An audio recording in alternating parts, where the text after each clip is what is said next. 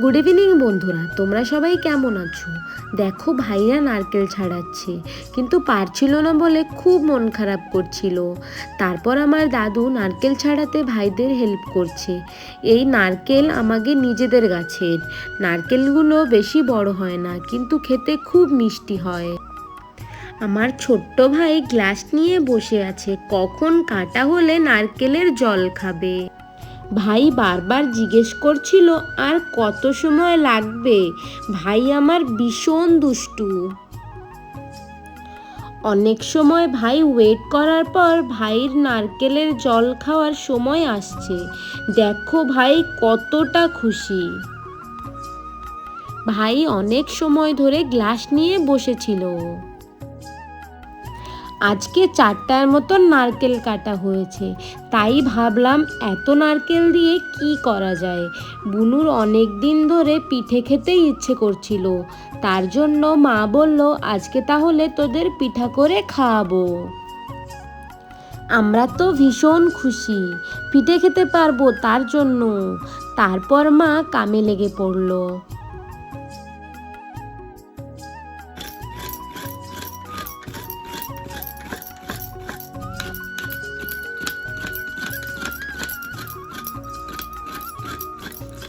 মা এখন নারকেল কোড়াবে। আজকে মা যেই পিঠা করবে তার জন্য নারকেল কোড়ানো লাগবে, তাই মা সবগুলোন কোড়াচ্ছে। নারকেল কুচি দিয়ে ভি হয়, কিন্তু নারকেল কোড়ানোটা দিয়ে বেশি ভালো হয়। দেখো, মার নারকেল কোড়ানো শেষ। মা খুব অল্প সময়ের মধ্যে নারকেলগুলোন কুড়িয়ে ফেলেছে। আজকে মা কাকড়া পিঠা বানাবে, তার জন্য প্রথম জল দিয়ে কিছুক্ষণ গরম হলে চিনি দিয়ে জ্বালাতে হবে। তারপর সুজি দিয়ে ভালোভাবে মিশিয়ে নিলেই হয়ে যাবে।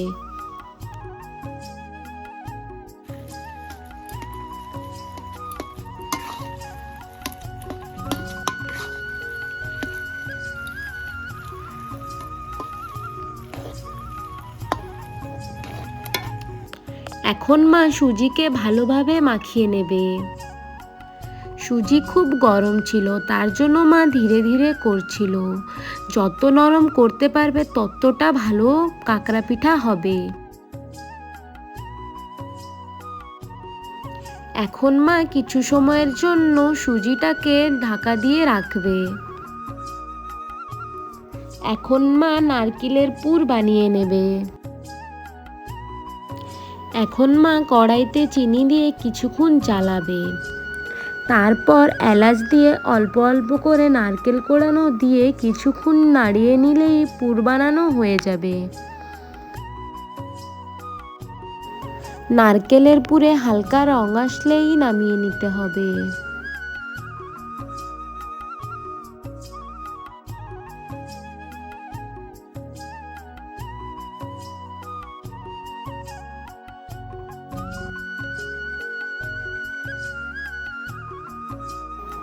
এখন মা কাকড়া পিঠাতে শেপ দিয়ে নেবে। যে যেরম পারে সে সেরম দেয়। মা অনেক রকম শেপ দিতে পারে, তোমরা দেখে নাও মা কেমন শেপ দেয়। কাকড়া পিঠায় শেপ দিলে কাকড়া পিঠা দেখতে সুন্দর লাগে, তার জন্য শেপ দিতে হয়।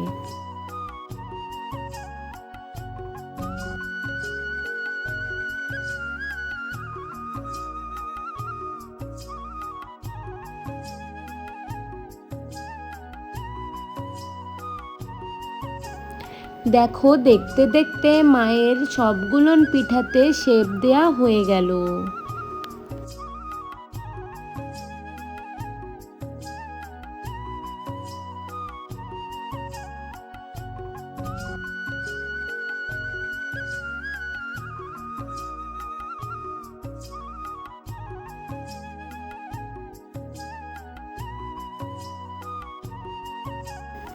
এখন তেল গরম করে পিঠা ভেজে নেব। আর একটা কথা মনে রাখবে, তেল গরম হওয়ার পর পিঠা তেলে ছাড়বে, না হলে পুর বেরিয়ে যাবে।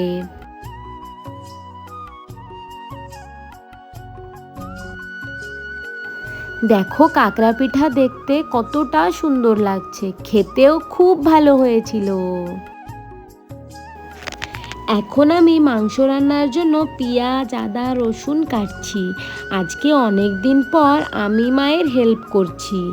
আলু, টমেটো যা যা দরকার সব কিছু আমি কেটে দিচ্ছিলাম। আমি খুব ধীরে ধীরে কাটছিলাম, কেন জানো, বটিতে খুব ধার ছিল। আমি যখনই কিছু কাটতে যাই তখনই আমার হাত কেটে যায়। তার জন্য মা বারবার বলছিল ধীরে ধীরে কাট। আমি যেই কাম হোক না কেন, কাম করার সময় সব সময় আমি বাংলা কার্টুন দেখি। আমার মতো কে কে কাম করার সময় কার্টুন দেখো অবশ্যই কমেন্ট করে জানিও।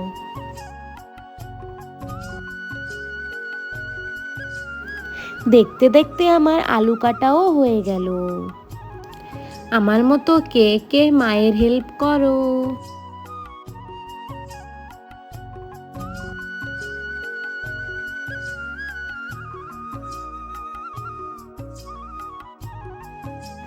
আমি বেশি হেল্প মায়ের করতে পারি না, মাত্র যেটুকু পারি করার চেষ্টা করি।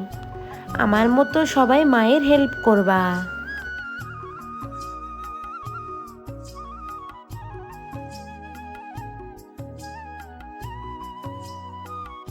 এখন আমি মশলা করে নেব। এখন আমি আদা, রসুন, জিরা, কাঁচা লঙ্কা, টমেটো, পেঁয়াজ দিয়ে বেটে নেব।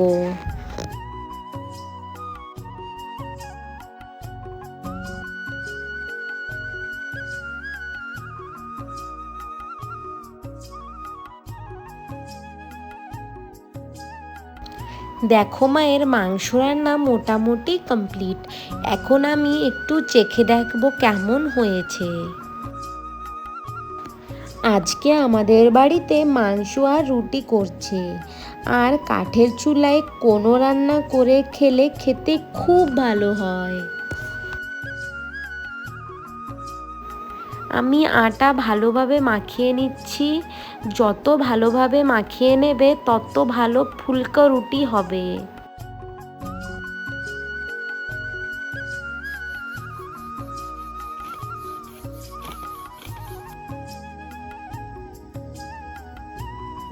দেখো রুটি কি সুন্দর ফুলেছে। আটা মাখা ভালো হলে রুটি ভালো ফোলে। দেখো তোমরা, মাংসর কত সুন্দর রং এসেছে আর খেতেও খুব ভালো হয়েছিল।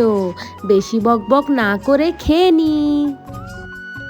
আজকের ভিডিও এই পর্যন্ত। সবাই ভালো থেকো, সুস্থ থেকো। দেখা হবে নেক্সট ভিডিওতে। Tata, love you.